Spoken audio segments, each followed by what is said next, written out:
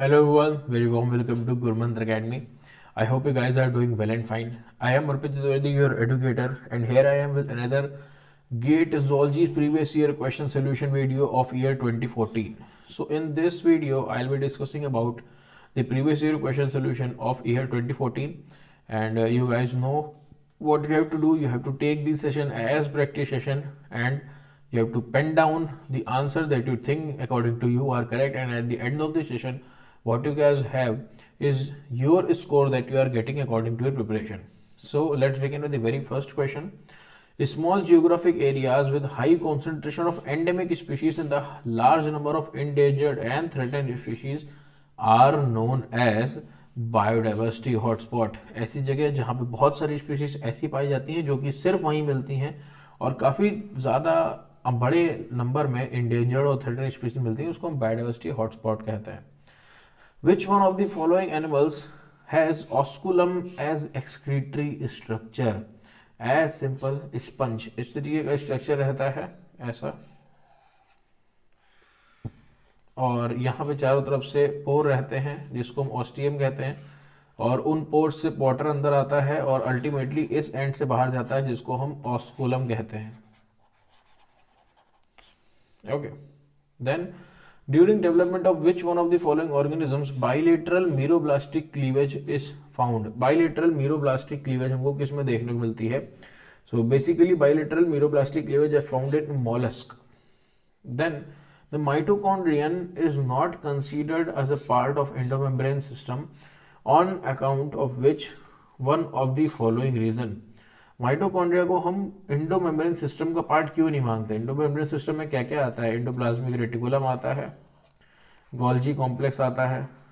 Okay, तो mitochondria को इसका पार्ट क्यों नहीं मानते? क्यों? Because it is not derived from the ER और Golgi. Then the end products of glycolysis include, glycolysis के एंड प्रोडक्ट क्या होते हैं? एटीपी पहला उन्होंने अपने आप लिख दिया, और क्या होते हैं? और होते हैं NADH एंड पायरुवेट, दो molecule of pyruvate and NADH। The TATA box is found in the vicinity of the transcription start site. The role of this box is to, TATA box का क्या रोल है? It serve as RNA polymerase binding site. Basically TATA box जो है पे वहां पे आके RNA polymerase ना बाइंड करके TBP पहले बाइंड करता है, TATA box binding protein. Okay, और ये बाइंड करता है माइनर ग्रुप में। जब ये बाइंड करता है तब ये बाकियों को बुलाता है कि यहाँ आप आ जाओ, मैं बाइंड कर चुका हूँ, और फिर RNA पॉलीमरेज की बाइंडिंग को ये करवाता है। ओके, तो वो काम हमारा आता है TATA box. Which one of the following processes does not occur in the prokaryotic gene expression but occurs in eukaryotic gene expression? इनमें से कौन सी प्रोसेस ऐसी हैं जो प्रोकैरियोटिक जीन एक्सप्रेशन में नहीं हो रही बल्कि यूकैरियोटिक जीन एक्सप्रेशन में हो रही? हमको पता है कि जो पोस्ट ट्रांसक्रिप्शनल मॉडिफिकेशंस हैं वो नहीं होते प्रोकैरियोट्स में, that is additional of poly A tail at the 3 and 5 prime capping of mRNA, ये नहीं होती, प्लस स्प्लाइसिंग भी नहीं होती है। In Graves' disease, the presence of autoantibodies against which one of the following molecules is direct cause of hyperthyroidism? Graves' disease में हमको ऐसा क्या देखने को मिलता है? बेसिकली जो थायराइड स्टिमुलेटिंग हार्मोन रिसेप्टर है उसके लिए हमको एंटीबॉडीज या ऑटो एंटीबॉडीज डेवलप होती हुई मिलती हैं, जिसकी वजह से ग्रेव्स डिजीज होती है। Then in mammals, two important organs associated with the production and elimination of urea are liver and kidney. इससे इजी कुछ पूछ नहीं सकते।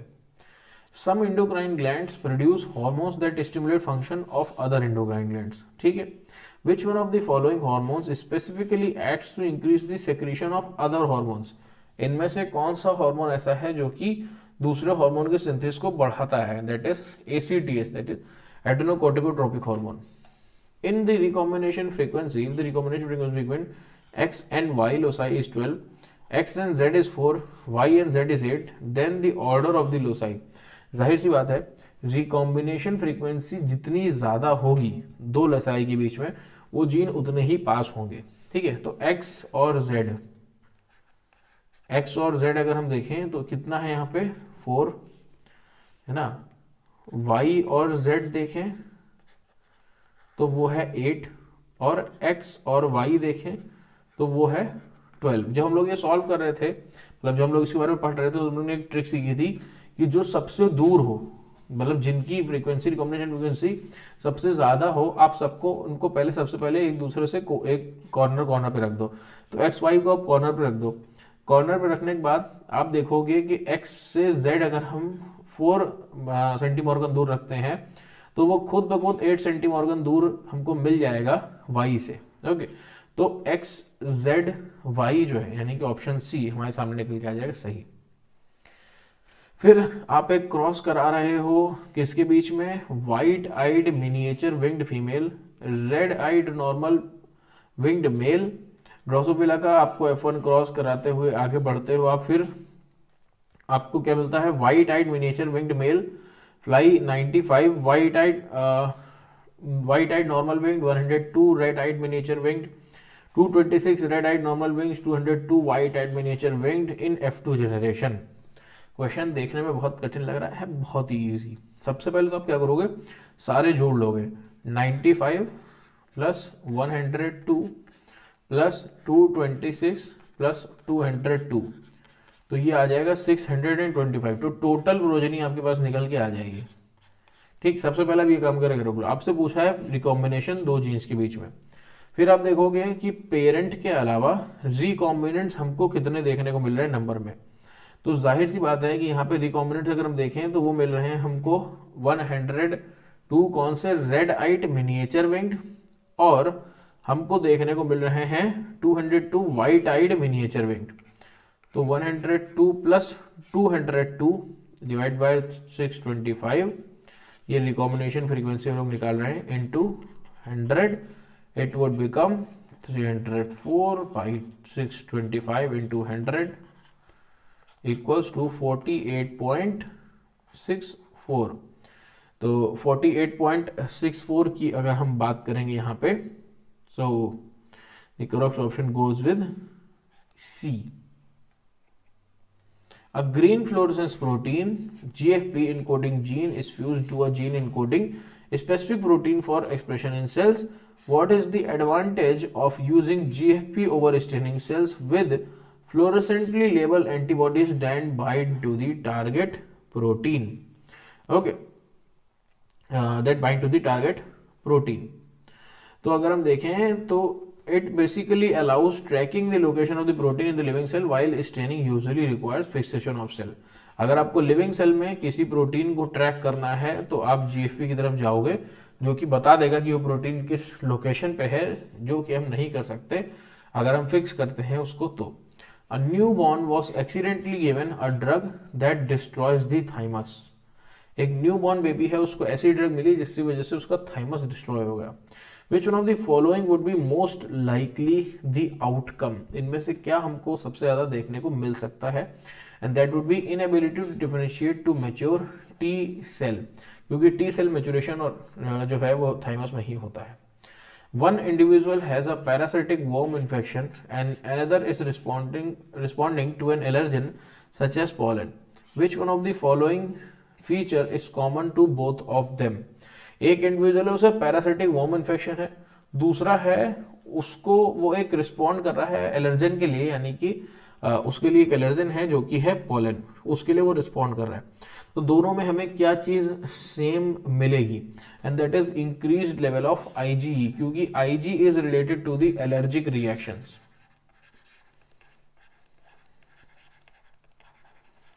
It also triggers the type 1 hypersensitivity reactions. फिर आपको 5 डायलिसिस बैग देखने को मिल रहे हैं, DB1 to DB5, impermeable to sucrose, filled हैं अलग अलग कंसेंट्रेशन की सुक्रोज के साथ, bag were placed in separate beakers containing 0.6 molar sucrose solution. Every 10 minutes the bags were weighed and percentage change in the mass of each bag was plotted as a function of time. Which plot in the graph, x-axis representing the time in minutes and y-axis representing the mass change in percentage, represent bags that contain a solution that is hypertonic at 50 minute। अगर हम 50 minute की बात करें तो hypertonic सबसे ज्यादा कौन सा है, तो डेट इज DB लाइक 2 आपको यहाँ ग्राफ से देखने को मिल जाएगा. Db2 is the most hypertonic. Then which one of the following combination with of products will result when 3 molecules of acetyl coenzyme A is fed up to TCA cycle. 3 molecule आप acetyl को enzyme A के लेके जा रहे हो Krebs cycle में, तो आपको क्या देखने को मिलेगा. तो बेसिकली आपको 3 ATP, 6 CO2, 9 NADH और 3 FADH2 देखने को मिल जाएंगे. A DNA fragment shown below restriction site 1 to create a fragment XYZ. Which one of the following agarose electrophoresis pattern represents the separation of these fragments? Z सबसे बड़ा है, Y सबसे छोटा है और X बीच का है. तो X बीच में मिलेगा, Y सबसे आगे मिलेगा और Z सबसे पीछे मिलेगा. ऐसा होना चाहिए कि नहीं होना चाहिए? अगर आप देख रहे हो कॉमनली तो आपको क्या ऐसा मिलना चाहिए या नहीं मिलना चाहिए? तो ऐसा ही होता है. ऑप्शन बी, सबसे बड़ा सबसे धीमे, सबसे जो छोटा है वो सबसे फास्ट, वाई और बीच का बीच में. Theoretically, it is possible to resurrect the extinct woolly mammoth by which one of the following method? इनमें से कौन से मेथड से आप extinct woolly method को resurrect कर सकते हो? And that is transferring cell nuclei from frozen tissue into the enucleated unfertilized egg of a suitable mammal. ऐसा करके हम resurrect कर सकते हैं. Then जैसे जुरासिक पार्क में किया गया था जो चीज़, वही जो मच्छर से डीएनए निकाला गया था. Reasons of higher abundance of cholesterol molecules on the plasma membrane will. ये हाई एबंडेंस जो कोलेस्ट्रॉल मॉलिक्यूल की होती है प्लाज्मा मेम्ब्रेन की, इससे हमें क्या देखने को मिलता है और उस रीजंस को हम क्या कहते हैं बेसिकली? तो that would be more rigid than the surrounding membrane. आसपास के मेम्ब्रेन से ज्यादा रिजिड रहते हैं और उसको हम एक नाम देते हैं, that is lipid raft. Okay, so that is all from my side. I hope you guys find it helpful. Do let us know. Join the Telegram channel Gurumantra for discussion. And if you have any query, just raise your query. Your query will be resolved as soon as possible. Thank you so much.